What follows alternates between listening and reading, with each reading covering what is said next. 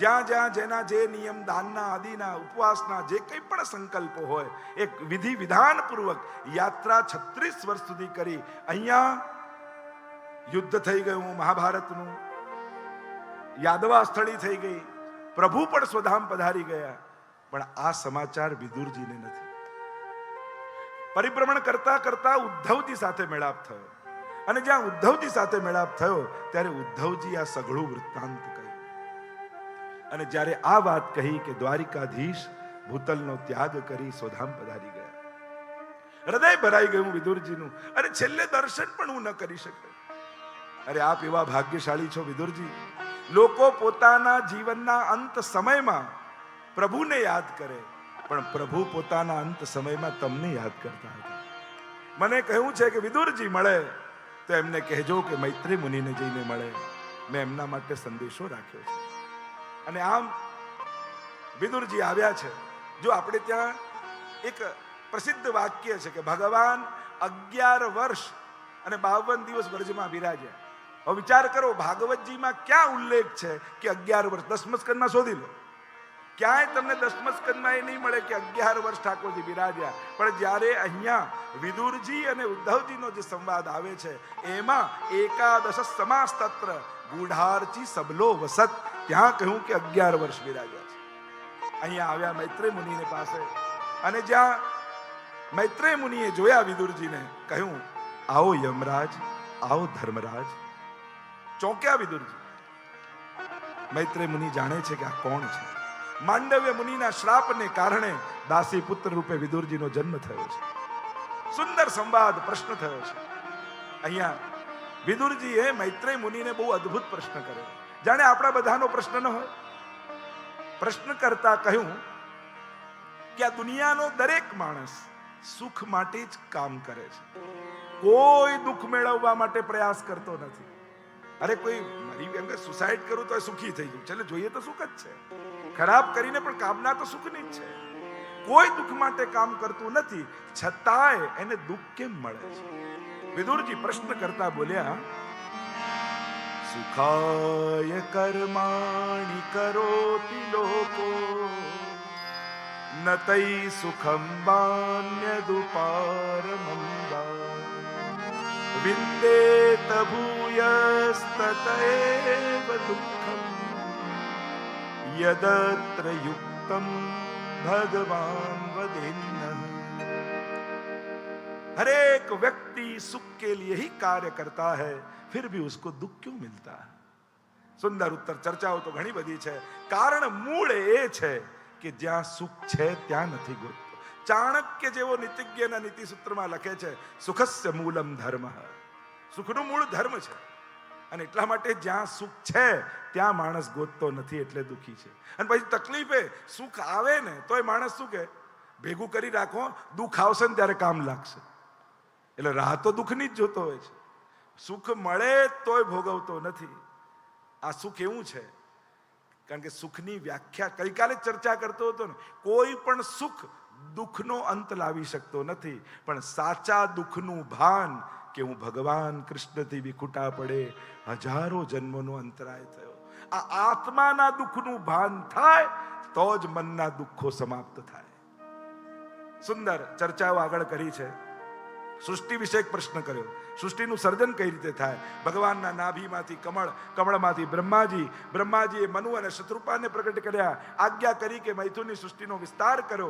કહ્યું કે પણ આ પૃથ્વીને તો હિરણ્યાક્ષ રસાતલમાં લઈ ગયો છે, પહેલા પૃથ્વીને પ્રસ્થાપિત તો કરો કે જ્યાંથી મૈથુનની સૃષ્ટિનો વિસ્તાર થઈ શકે. એ જ સમયે બ્રહ્માજીની નાસિકાથી બોલીએ વરહા ભગવાન કી જય. વરહા ભગવાન પ્રગટ થયા. વર ને અહ, વર એટલે શ્રેષ્ઠ, અહ એટલે દિવસ. જીવનનો શ્રેષ્ઠ દિવસ કયો? જો તમે જીવનમાં ઘણા બધા નિર્ણયો લીધા હશે અને એ નિર્ણયોમાં તમારા જીવનનો સૌથી શ્રેષ્ઠ નિર્ણય કયો, અને નિર્ણય થકી તમારા જીવનમાં આવેલો સૌથી શ્રેષ્ઠ દિવસ કયો? મારી દ્રષ્ટિએ તો એક જ માનું, જે દિવસે પુષ્ટાઈને ઠાકોરજી તમારા ઘરે પધાર્યા ને એ જ દિવસ શ્રેષ્ઠ છે. મિલે ગોપાલ સોહી દિલ્હી કો.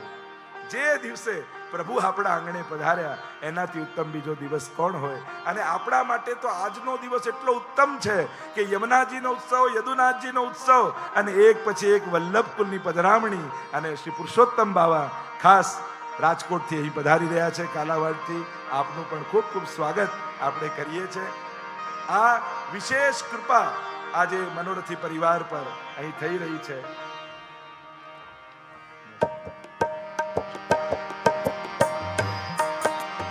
मेरो तो आधार है श्री वल्लभ के चरणार बिंदे. ખૂબ જ આનંદનો અવસર છે. આપણી મધ્યમાં રાજકોટથી પરમ પૂજ્ય ગોસ્વામી સ્વામી શ્રી પુરુષોત્તમલાલજી મહારાજ શ્રી ઉપસ્થિત થયા છે. આપણે તાળીઓના ગડગડાટ દ્વારા આપને આવકારીએ.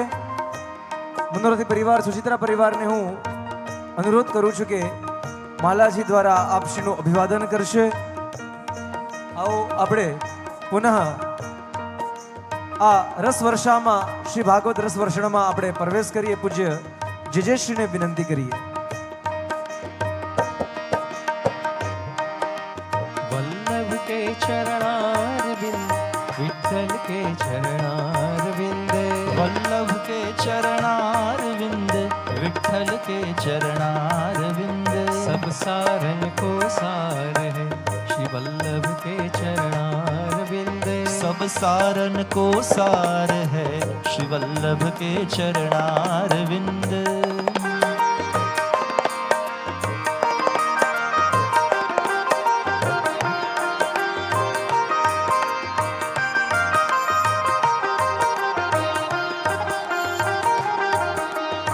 બોલો શ્રી ગોવર્ધન नाथ की जय, વલ્લભાધીશ की जय, શ્રી ભાગવત ભગવાન भगवान की जय. ચિરંજીવી પરમાત્મીય શ્રી પુરુષોત્તમલાલજી રાજકોટથી પધાર્યા, એમનું પણ સ્વાગત. જે ચર્ચા આપણે કરી રહ્યા છીએ, તૃતીય સ્કંદમાં આપણી કથા ચાલી રહી છે. સૃષ્ટિ વિષયક પ્રશ્નમાં ઉત્તરમાં જ્યારે સૃષ્ટિ સર્જનની વાત કરી, વરાહ ભગવાનનું પ્રાગટ્ય થયું. શ્રેષ્ઠ દિવસ જીવનનો એ જ છે જે દિવસે ઠાકોરજીનો પ્રવેશ આપણા જીવનમાં થાય. નાસિકાથી પ્રગટ થયા, કારણ કે પૃથ્વીને શોધવાની છે. પૃથ્વીનો ગુણગંધ છે. જો આખા બ્રહ્માંડમાં સ્મેલ ક્યાંક હોય ને તો પૃથ્વી પર છે, બીજે ક્યાંય સ્મેલ નથી. અને જ્યારે પૃથ્વીને શોધવાની છે, એનો ગુણગંધ છે, અને નાસિકાથી ગ્રહણ થાય અને નાસિકાથી પ્રગટ થયા. ભયંકર યુદ્ધ થયું, હિરણ્યાક્ષનો ઉદ્ધાર કર્યો, પૃથ્વીને લઈને બ્રહ્માંડમાં પ્રસ્થાપિત કરી, મનુ શત્રુપાને આજ્ઞા કરી. 3 પુત્રી થઈને 2 પુત્ર થયા. આકુતિ, દેવહૂતિ, પ્રસૂતિ 2 પુત્ર થયા, પ્રિયવ્રત અને ઉત્તાનપાદ. આગળ સુંદર કથા આવી. કરદમજીના વિવાહ દેવહૂતિજી સાથે થયા. એવા સંકલ્પ સાથે વિવાહ કર્યો કે મારે પુત્ર થશે, હું સંન્યાસ ગ્રહણ કરી લઈશ. વિવાહ થયા અને સમાધિમાં બેસી ગયા. ખૂબ સેવા દેવહૂતિજીએ કરી, પોતાનું શરીર ઓગાળી દીધું. એકવાર દ્રષ્ટિ પડી કરદમજીની, મારા માટે કેટલો પરિશ્રમ કર્યો અને મેં ક્યારેય કદરે ન કરી. ઘણીવાર જીવનમાં એવું થાય, આપણા માટે ઘણા લોકો જીવન ઘસી નાખતા હોય, પણ ક્યારે એની કદર ન કરી. બહારના લોકો થોડી મદદ કરે તો 10 વાર થેન્ક યુ કહીએ. ઘરના ઘણા બહેન, દીકરીઓ, વહુઓ, માતાઓ ઘસાઈ જાય ઘર માટે, પણ એનો આભાર ક્યારે ન માનીએ. જીવનના પ્રગતિ કેવલ પુરુષ દુકાનમાં જઈને પરિશ્રમ કરે તો સારું જ છે, પણ એ ત્યારે કરી શકે છે જ્યારે ઘરમાં કોઈ સાચવનાર છે. અને એટલા માટે સ્વજનોની પણ કદર કરતા શીખજો. અહીંયા કરદમજીએ જોયું, દેવહૂતિજીને શરીર ઓગાળી દીધું, આજ્ઞા કરી જાઓ સરોવરમાં સ્નાન કરીને આવો. સ્નાન કરીને આવ્યા, ફરી તનુનવત્વ પ્રાપ્ત થયું, શરીર પ્રાપ્ત થયું, વિમાન તૈયાર કર્યું, વિહાર કર્યો છે, નવકન્યા થઈ, 10મા પુત્ર રૂપે. બોલો કપિલ નારાયણ ભગવાન की जय. કપિલ ભગવાનનું પ્રાગટ્ય થયું. આજે પણ સિદ્ધપુરમાં બિંદુ સરોવર છે. કરદમજીનું તપ જોઈ ભગવાનના આંખોમાંથી અશ્રુપાત થયા અને જે બિંદુ પડ્યા એટલે એનું નામ બિંદુ સરોવર છે. માતાએ જોયું, આ તો મારા પર કૃપા કરવા માટે પ્રભુ પધાર્યા છે. આ કપિલ ભગવાન સાંખ્ય શાસ્ત્રના ઉપદેશક છે. સાંખ્યમ સંખ્યાત્મકત્વાચ્યમ કપિલાદિ વિરુચ્યતે. 2 પ્રકારના સાંખ્ય શાસ્ત્ર છે, નિરીશ્વર અને શેશ્વર. પ્રેક્ટિકલે યોગ, થિયરી એટલે સાંખ્ય. અહીંયા સુંદર ઉપદેશ સાંખ્ય શાસ્ત્રનો. માતા આવી દેવહૂતિ ભગવાન પાસે અનેક પ્રકારના પ્રશ્નો કર્યા. પ્રશ્નમાં પહેલો પ્રશ્ન કર્યો, સાધુના લક્ષણ કેવા હોય? અને સાધુના લક્ષણ બતાવતા કપિલ ભગવાન બોલ્યા, તિતિક્ષવઃ કારુણિકાઃ સુહૃદ સર્વદેહિનાં અજાત શત્રવઃ શાંતઃ સાધઃ સાધુ ભૂષણ. જે સહન કરે સાધુ, જે સાધના કરે સાધુ, અને જે સહાય કરે સાધુ. સાધુના અનેક પ્રકારના લક્ષણો, આપણે ત્યાં તો અનેક પ્રકારની ચર્ચા, ત્યારે સમય અભાવ છે, વિસ્તાર નથી કરતો. ભગવદ્ ગીતાજીમાં પણ ભગવાન કહે, કયો ભક્ત મને ગમે, યો ભક્ત સમે પ્રિય. અનેક પ્રકારના લક્ષણો બતાવ્યા છે. ભક્તના પણ લક્ષણ હોય છે, પણ એક વાત ચોક્કસ છે, એ બધા લક્ષણોનું લિસ્ટ બનાવો અને પોતાની જાતે સરખાવા જાઓ અને એમ થાય કે આમાં પણ ચોકડી, આ નહીં મેળ પડે, આમાંય ચોકડી, આમાંય ચોકડી, બધામાં ચોકડી લાગે એમ છે આપણી. કહેવાનો મારો સીધો સાદો અર્થ, ભગવાનને લાયક થવું બહુ જ અઘરું છે, ખૂબ કઠિન છે ભગવાનને લાયક થવું. તો ભગવાનને લાયક થવું બહુ અઘરું છે, પણ ભગવાનના થવું સાવ સહેલું છે. મહાપ્રભુજી પુષ્ટિ માર્ગમાં ભગવાનને લાયક નથી બનાવતા, ભગવાનના બનાવે છે. જૈસો હું તૈસો તિહારો શ્રી વલ્લભ, મેરી કૃતિ જીન નહીં દેખો અપનો બિરદ વિચારો. હજારો દોષોથી ભરેલા જીવનો ભગવાન સહર્ષ સ્વીકાર કરે છે. વચન આપ્યું છે, હે વલ્લભ આપ જેને શરણે મોકલશો એના દોષો સામે નહીં જોઉં. બ્રહ્મ સંબંધ કરણાત સર્વેશામ દેહ જીવયો સર્વદોષ નિવૃત્તિ. દોષ આ પંચવિધા, દેહ અને જીવના 5 દોષ. 5 દોષ ત્યાં આગળ આવ્યા અને ભાગવતના 10મ સ્કંદમાં દેહાધ્યાસ, પ્રાણાધ્યાસ, ઇન્દ્રિયાધ્યાસ, અંતઃકરણાધ્યાસ, સ્વરૂપ વિસ્મૃતિ, આ જીવના 5 દોષ. આમ 10 પ્રકારના દોષોની નિવૃત્તિ બ્રહ્મ સંબંધ લેવા માત્રથી આપણે ત્યાં કહી છે. અને એટલે જ આપણે ત્યાં એ પ્રકાર, એ પરંપરા, એ પ્રણાલિકા, બાળક મોટું થાય અને ગોકુલનાથજી તો આજ્ઞા કરે છે, જેમ સમય થતા બ્રાહ્મણના બાળકને જનોઈ આપણે આપી દઈએ છીએ, એમ જીવને શરણાગત કરાવવો જોઈએ.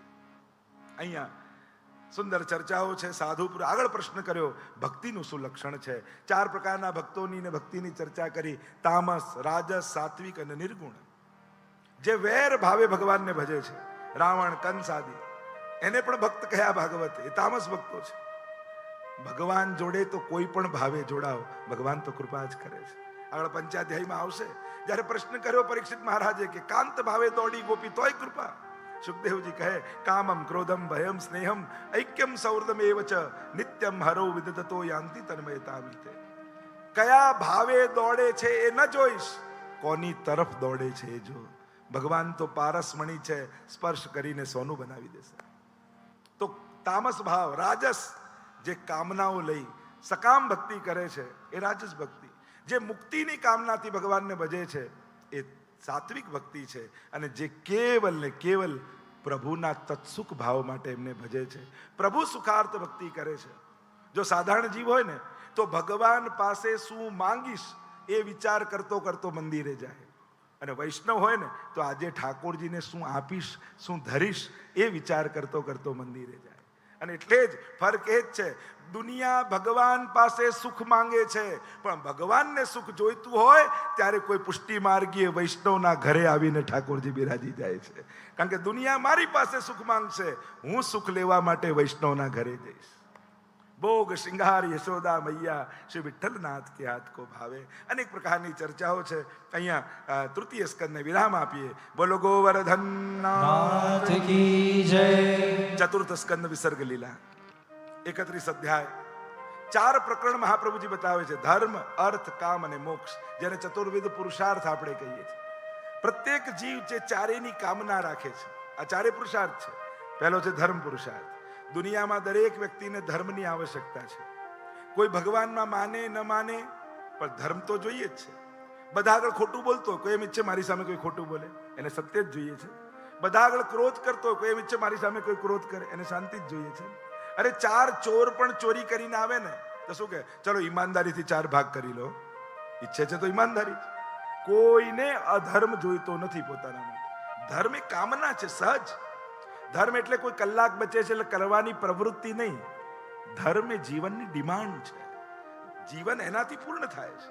બીજું છે અર્થ, દરેકને સુખના સાધન જોઈએ છે. સુખની કામના રાખવી એ કોઈ પાપ નથી. એક બહુ જ મોટી ભ્રમણા આપણા મનમાં ઘુસાવી દીધી છે બધાએ કે બસ આ ઘર બંધન, સંસાર બંધન. અરે ના, ગ્રહસ્થીનો આ ધર્મ છે. બાળકોને મોટા કરવા, કમાવવું, ઘર બાંધવું, પરિવારમાં રહેવું, ગ્રહસ્થીનો આ જ ધર્મ છે. ને આ નથી કરતો તો ગ્રહસ્થી અધર્મ કરે છે. એ તો ઘણાને એમ થાય કે આ બધું બંધન છોડીને જતા રહો. ગ્રહસ્થીનો આ જ ધર્મ છે. તમે જે કરી રહ્યા છો એ ધર્મ જ છે, પાપ નથી. નહીં તો ઘણાને એમ મનમાં આવી ગયું જાણે પરિવારમાં રહેવું, ધન કમાવવું, બાળકોને મોટા કરવા, સુખી થવું, ઘર બાંધવું, જાણે કોઈ પાપ જ ન કરતા હોય. એટલી વાર સાંભળી લીધું છે કે આપણા બધાના મનમાં બેસી ગયું આ બધું પાપ. અરે ના, ગ્રહસ્થીનો આ જ ધર્મ કહેવાય. આ નથી કરતા તો પાપ કરો છો. અને એટલા માટે ગ્રહસ્થીએ આ કરવું એનો ધર્મ છે. અર્થ કામ, દરેકના જીવનમાં કામના છે અને કામનાઓ જ જીવનનું બળ છે. છેલ્લો છે મોક્ષ. જે મેળવ્યું છે એનાથી જીવ મુક્ત થવા માંગે છે. આ તમે વિચાર કરો, ગિરિરાજજીની માનતા રાખી, પોતાનું એક ઘર થઈ જાય, બસ એક બંગલો બની જાય ને બની ગયો. હવે એ જ બંગલામાં તમને એક વર્ષ સુધી કોઈ બહાર ફરવા ન લઈ જાય તો આખું ઘર માથે લઈ લો કે નહીં? ઘરમાં જ મરવાનું છે, બહાર તો ચાલો કે ઘર માટે તો માનતા રાખી હતી, પણ છતાંય ઘર છોડીને આનંદ આવે છે. એમ થાય એક બાળક થઈ જાય તો સારું, એક બાળક થઈ જાય તો થઈ ગયું. પછી એમ થાય આ સ્કૂલે જાય તો શાંતિ. એમ થાય કે આના માટે તો માનતા રાખી હતી. મેળવેલાથી મુક્ત થવા જેવી ઈચ્છે છે. મુક્તિ મનુષ્યનો સ્વભાવ છે. બાળકને પણ પૂછો ને તને સ્કૂલમાં કયો ટાઈમ ગમે? પીટીનો પીરિયડ ગમે, ચિત્રકામનો ગમે, ઇંગ્લિશનો ગમે, ગુજરાતીનો, કે છૂટવાનો બેલ વાગે ને એ જ ગમે? મુક્તિ મનુષ્યનો સ્વભાવ છે.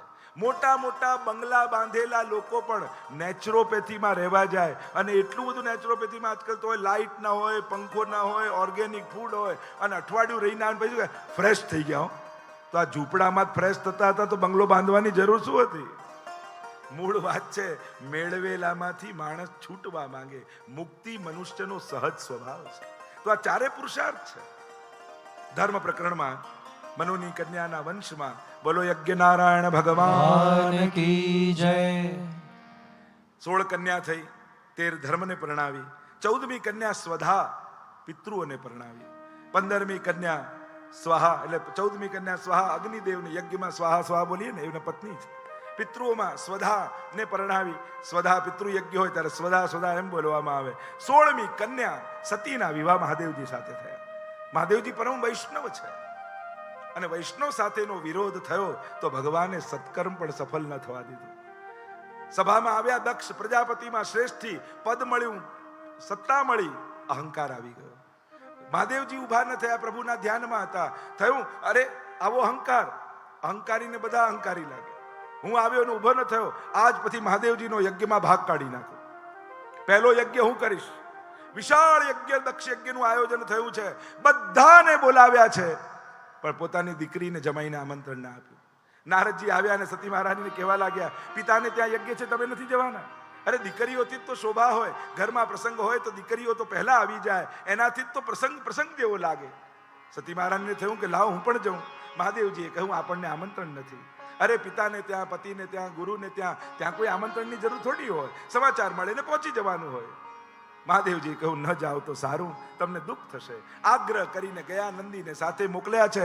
થયું કે મને જોઈને પિતા ખુશ થશે, માતા ખુશ થશે. પણ જ્યાં પ્રવેશ કર્યો યજ્ઞમાં, પિતાએ મુખ ફેરવી લીધું. આઘાત લાગ્યો. માં સામે જોયું અને દ્રષ્ટિ નીચે કરી લીધી. યજ્ઞમાં જોયું તો મહાદેવજીનો ક્યાંય ભાગ નથી. અરે મારા પતિનું અપમાન કરવા માટે યજ્ઞ કર્યો છે.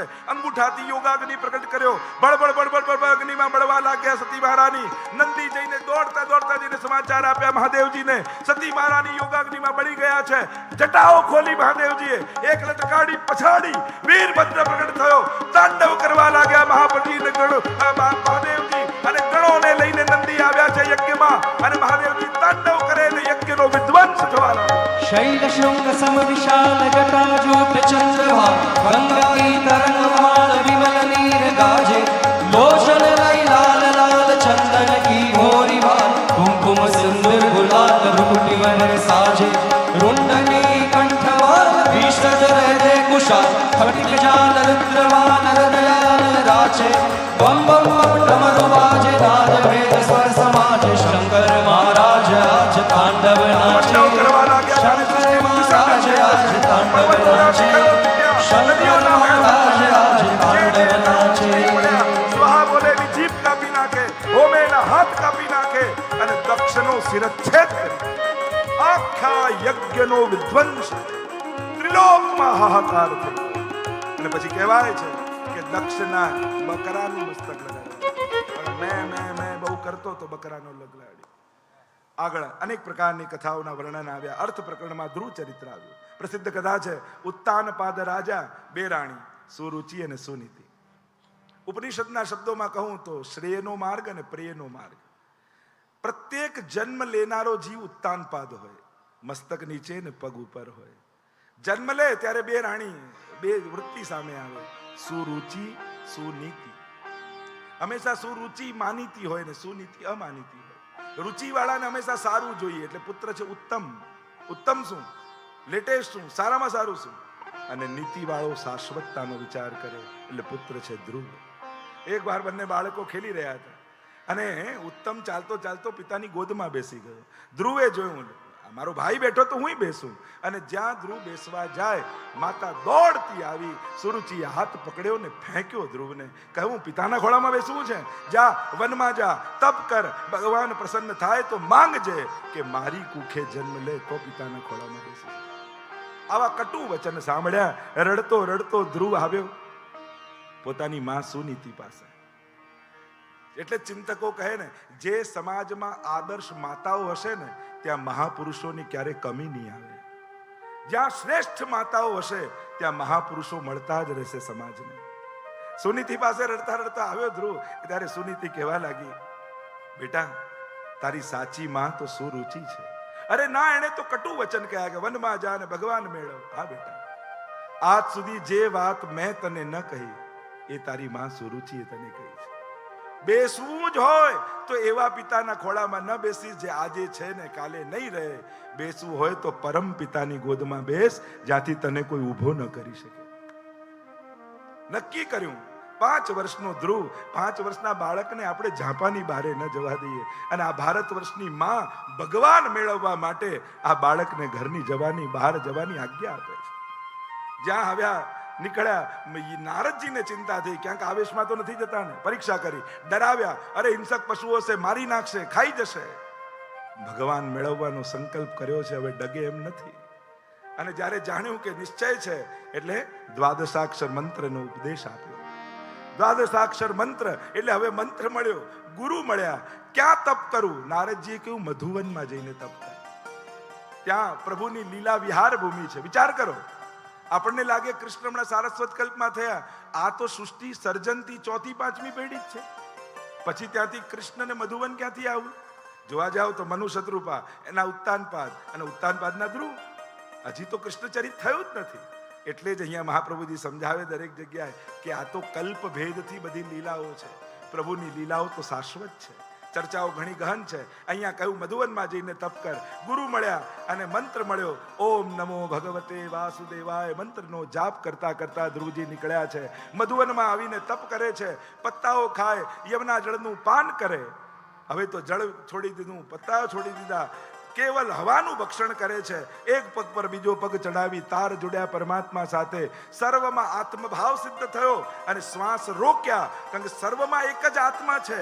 આત્મનસ્તુ કામાય સર્વપ્રિયમ ભવતી. એક જ આત્મા સર્વમાં ફેલાયેલો. પોતાના પ્રાણ રોક્યા તો ત્રિલોકની શ્વાસો રોકાવા લાગી. ગભરાયા ઇન્દ્ર, દોડતા ગયા પરમાત્મા પાસે. મારું કોઈ ઇન્દ્રાસન ના લઈ લે. પ્રભુ કે આ ઇન્દ્રાસન માટે નહીં, મારો ભક્ત મારા માટે તપ કરી રહ્યો છે.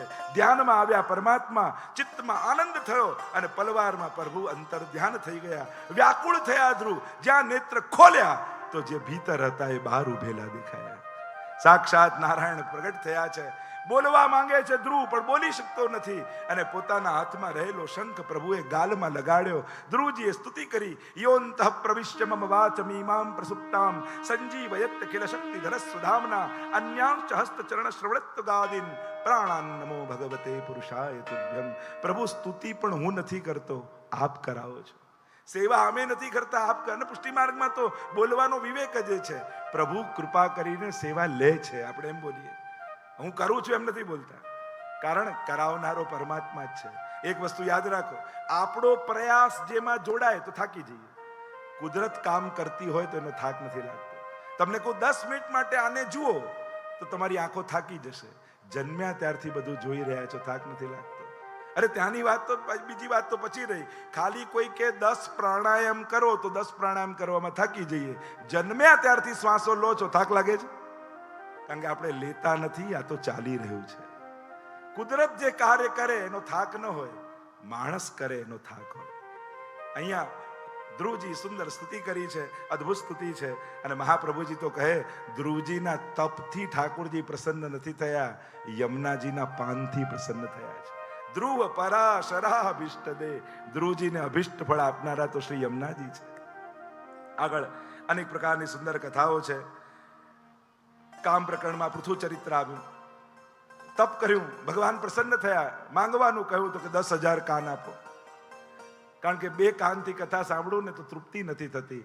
રોમ રોમ કર્ણેન્દ્રિય બની જાય તો આપની કથાના પાન કરી શકો. અને એટલે જ જ્યારે પ્રભુના દર્શન કરતા હો ને ત્યારે દર્શન કરતા એવો ભાવ કરો કે પ્રભુ આ 2 આંખની મારા રોમ રોમમાં આંખો થઈ જાય એવી કૃપા કરો તો હજારો આંખોથી આપના દર્શન કરું.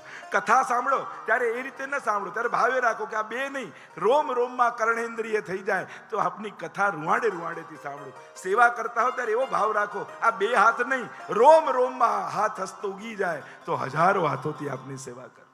આવી તત્પરતા મૂળ વાત છે. 2 આંખોમાં 10,000 આંખોની તત્પરતા લાવો, ત્યારે એ દર્શન ફલિત થાય. હું તો કહું, દર્શન જ એને કહેવાય કે એટલા પ્રેમથી ઠાકોરજીને જુઓ કે હજારોની ભીડમાં પણ એ તમારા સિવાય બીજા કોઈને ન જોઈ શકે. એને સાચા દર્શન કહેવાય. એનું ધ્યાન પણ તમારામાં ખેંચાઈ જાય. આપણે ત્યાં ચૌડાની વાર્તા આવે છે ને કે ચૌડા રોજ રાજભોગના દર્શન કરવા જતા નિયમ, અને આજે કંઈક મોડું થઈ ગયું, પહોંચી ન શક્યા. એવો તાપ થયો કે આજે મારો નિયમ છૂટી ગયો. નિજ મંદિરની પાછળની દિવાલમાં માથું પછાડતા તાપ કરવા લાગ્યા, પ્રભુ આજે મારો નિયમ છૂટ્યો, આપના દર્શન ન થયા. એટલો તાપ થયો કે અંદર શ્રીનાથજીથી સહન ન થયું. નિજ મંદિરમાં ઉપાડી પોતાની છડી અને દિવાલ પર ખોદતા ખોદતા ખોદતા બખોલ પાડી અને ઠાકોરજીએ ત્યાંથી એને દર્શન આપ્યા. આને કહેવાય દર્શન. અહીંયા પૃથ્વીરાજાએ સુંદર યાચના કરી. આગળ મોક્ષ પ્રકરણમાં પચેતા આખ્યાન, પુરંજન આખ્યાન આવ્યું. ચતુર્થ સ્કંદને વિરામ કરીએ.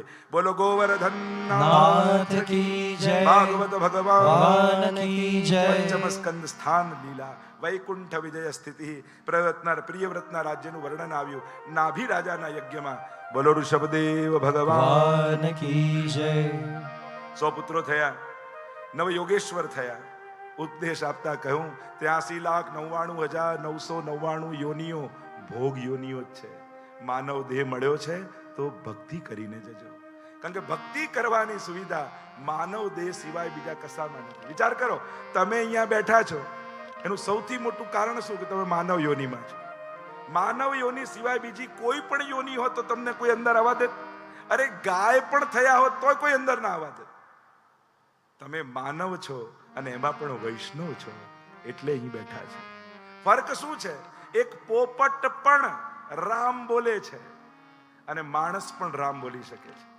એક પશુ પંખી જીવ અને એક મનુષ્ય, બંનેમાં ફરક એટલો છે. પોપટ પણ રામ બોલે છે પણ રામ કોણ એને ખબર નથી, એટલે રામ સુધી એનો રામ શબ્દ પહોંચતો નથી. પણ માણસ રામને જાણે છે તો એ રામ બોલે તો છેક રામના કાન સુધી જાય છે. બસ આટલો જીભમાં ફરક છે. કર્ણ તો બધાને હોય, માણસ પાસે એવા કાન છે કે કથા સાંભળી જન્મ મરણના ચક્કરથી છૂટી શકે છે. આંખો બધા પાસે છે, જીવજંતુઓ પાસે, પણ માણસ પાસે એવી આંખો છે કે જેનાથી ભગવત દર્શન કરી જન્મ મરણના ચક્કરથી મુક્ત થઈ શકે છે. અને એટલે બડે ભાગમાન સ્તન પાવા, આ મહદ ભાગ્ય માનવ દેહને કેમ કહ્યો? કારણ કે એની પાસે એવો દેહ છે કે એની દરેક ઇન્દ્રિયો એના ઉદ્ધારનું કારણ બની શકે છે. બસ ફરક એટલો છે, તાળાની ચાવી એક જ હોય, એનાથી જ ખુલે ને એનાથી જ બંધ થાય. ખોલવાની જુદી ને બંધ થવાની જુદી, એમ બે ન હોય, પણ કઈ બાજુ ફેરવો બસ એનાથી નક્કી થાય કે ખોલશો કે બંધ કરશો. ઇન્દ્રિયો પણ એવી જ ચાવી છે. સુંદર ઉપદેશ આપ્યો. ભરત રાજાનું વર્ણન આવ્યું. પુત્ર થયા ભરતજી, આદર્શ રાજા બન્યા. રાજપાટ કરી સમય આવ્યો ત્યારે ત્યાગ કરી વનમાં ગયા પ્રભુ પ્રાપ્તિ માટે. આપણા વિચારવાથી કાંઈ થતું નથી. કુદરત ક્યારે કરવટ બદલે ને કોણ જાણે. બધું જ છોડી ભગવત પ્રાપ્તિ માટે વનમાં આવ્યા. કુટિયા બાંધી નદી કિનારે ને ત્યાં હરિનું ભજન કરવા લાગ્યા. રોજ ભગવત નામનો પાઠ કરે, સ્નાન સંધ્યા કરે. એકવાર નદીમાં સ્નાન કરવા માટે ગયા, હાથમાં અંજલિ ભરવા જાય એટલામાં સિંહની ત્રાડ સંભળાઈ. કેટલાક હરણાઓ જળ પીતા હતા. એમાં એક ગર્ભવતી હરણી કૂદી ગઈ ડરીને જળમાં. પ્રસવ થયો. બચ્ચું તણાતું તણાતું રાજાના હાથમાં આવ્યું. અરે, આ તો નવજાત બાળક લાગે. કિનારે લઈને આવ્યા. કુમળું કુમળું લીલું લીલું ઘાસ તોડીને ખવડાવવા લાગ્યા. બચ્ચું પણ ખાવા લાગ્યું. બચ્ચું એ નાનકડું રોજ રાજાની આજુબાજુ ફરવા લાગ્યું. દયા બહુ સારી હતી, પણ દયા ક્યારે મોહ બની ગઈ ખબર ન પડી. હવે તો હું ખવડાવીશ તો ખાશે, હું પાળીશ તો પલશે, હું બચાવીશ તો બચશે, નહીં તો મરી જશે. જાણે ભાગ્યનો વિધાતા રાજા પોતે ન હોય. દયા સારી વાત છે, પણ આ તો મોહ બની. અને મોહ બની હરી હરી છૂટ્યું ને હરણ હરણ થવા લાગ્યું. અને કેવલ ભરતજીને ત્યાં નહીં, આપણા ઘરે પણ થાય. માળા કરવા બેઠા હો ને મોબાઈલની રિંગ વાગે તો સમજો હરણ કૂદ્યું. સેવા કરવા બેઠા હો ને ડોરબેલ વાગે તો માનો હરણ કૂદ્યું. વિચાર કરો, તુલસીદાસજી કહે છે ને, એક મૃગ કે કારણે ભરત ધરી મૃગ દેહ, તુલસી વાકી કહા ગતિ જો સપસો કરત સને. એક મન એક હરણમાં ગયું, બીજા જન્મમાં હરણ થવું પડ્યું તો આપણું મન તો કેટલામાં લાગેલું છે. કેટલું સાવધાન થવાની જરૂર છે. અને હરણ તો પોતાના ટોળાને જોઈને જતું રહ્યું. માનો રાજાનું મન લેતો ગયું. હરી હરી ભૂલાઈ ગયું ને હરણ હરણ હરણ કરતા દેહ પડ્યો તો અંત સમયમાં જે મતીમાં હોય એ જ ગતિ થાય. બીજા જન્મમાં હરણ બને. પૂર્વજન્મનું યાદ રહ્યું. અન્ન જળનો ત્યાગ કર્યો, દેહ પડ્યો અને બીજા જન્મમાં બ્રાહ્મણ કુળમાં જન્મ થયો. નક્કી કર્યું હવે મન ક્યાંય ફસાવા નથી દેવું. જડની જેમ રહેવા લાગ્યા. ગામના લોકો એમને જડ ભરત કહેવા લાગ્યા. કંટાળીને ઘરના લોકોએ કાઢી મૂક્યા. રહુગણ રાજાની સવારી જતી હતી અને એક કહાર પાલકી ઉચકનારો બીમાર પડી ગયો. રાજાએ કહ્યું, જાઓ કોઈને ગોતીને લાવો. એટલામાં ભરતજી મળ્યા કે તું ઉચકીશ? એમને તો કોઈ વિરોધ નથી, કોઈ સ્વીકાર નથી. જેવી હરિની ઈચ્છા. જોડાઈ ગયા. બધામાં ઈશ્વરના દર્શન કરનારા ભરતજી જ્યારે પાલકી ઉચકીને જાય ને, જ્યારે જમીનમાં કીડા મકોડા જીવજંતુ જતા દેખાય, એમને થાય કોઈ કચડાઈ ન જાય, જીવ હિંસા ન થઈ જાય. કૂદકો મારે ને પાલકી ઊંચી થાય ને રાજાને માથા પર વાગે. એક વાર, બે વાર, 3 વાર થયું. રાજાનો પિત્તો ગયો. ઊભી રાખો. નીચે ઉતર્યા અને રાજા જેમ તેમ બોલવા લાગ્યા. હા, તું બહુ દુબળો પાતળો, તારાથી ઉચકાતું નથી. જેમ તેમ અપશબ્દો બોલે. ત્યારે ભરતજીને થયું કે હવે સમજાવવું જોઈએ. અને ભરતજી બોલ્યા, આ દુબળો, જાડો, ગોરો, કાળો આ બધા તો દેહના ધર્મો છે. હું તો આત્મા છું. અને જ્યારે આ શબ્દ સાંભળ્યા, કાન ઊંચા થઈ ગયા રહુગણના. આ કોઈ સાધારણ નથી લાગતા, કોઈ મહાત્મા લાગે છે. પ્રશ્નો કર્યા. સુંદર ચર્ચા આવી. ભવાટવીનું વર્ણન, ભરતવંશના રાજાઓનું વર્ણન, નવખંડ પ્લક્ષાદી દ્વીપો, 7 લોક 7 સમુદ્રનું વર્ણન, સૂર્યચંદ્રની ગતિ, જ્યોતિષશાસ્ત્રનું વર્ણન આવ્યું, નરકોનું વર્ણન આવ્યું. અને પંચમ સ્કંદને વિરામ કરીએ. બોલો ગોવર્ધન નાથ કી જય, ભાગવત ભગવાન ભગવાન કી જય, શ્રી ગોપાલલાલ પ્યારે પ્યારે કી જય. ષષ્ઠ સ્કંદ પોષણ લીલા. પોષણમ તદનુગ્રહ. પ્રભુની આ પુષ્ટિ છે. અને કહ્યું ને, ખુદા કેસે મિલે? તો કે પ્રભુ મળવા માંગે ત્યારે મળે. અજામિલ આખ્યાન આવ્યું. આ અજામિલ બ્રાહ્મણ હતો. એકવાર ન જોવાનું દ્રશ્ય જોયું ને બુદ્ધિ બગડી ગઈ. ગણિકા સાથે રહેવા લાગ્યો. સત્કર્મ છોડી દીધા. ગામમાં કેટલાક મહાત્માઓ આવ્યા. યુવાનો બેઠા હતા અને પ્રશ્ન કર્યો કે કોઈ પવિત્ર બ્રાહ્મણ હોય તો ભોજન કરીએ. મજાક સૂજી એમને કે હા, અમારા ગામમાં પેલો અજામિલ નામનો બહુ પવિત્ર બ્રાહ્મણ છે, ત્યાં આપને બહુ પવિત્ર ભોજન મળશે. આવ્યા મહાત્માઓ, ભોજન કર્યું. થયું કે આનું કંઈક કલ્યાણ કરવું જોઈએ. આની કણિકા લીધી છે. મહાત્મા કોઈ ઘરની કણિકા લે ને તો માનો એના બધા પાપ ખાઈ જાય છે. કહ્યું કે બીજું તો કાંઈ નહીં, તારે બાળક થવાનું છે, એનું નામ તું નારાયણ રાખજે, એ દક્ષિણામને આપ. અને કણિકાએ કહ્યું ઠીક છે, રાખીશ. અને બાળક થયું.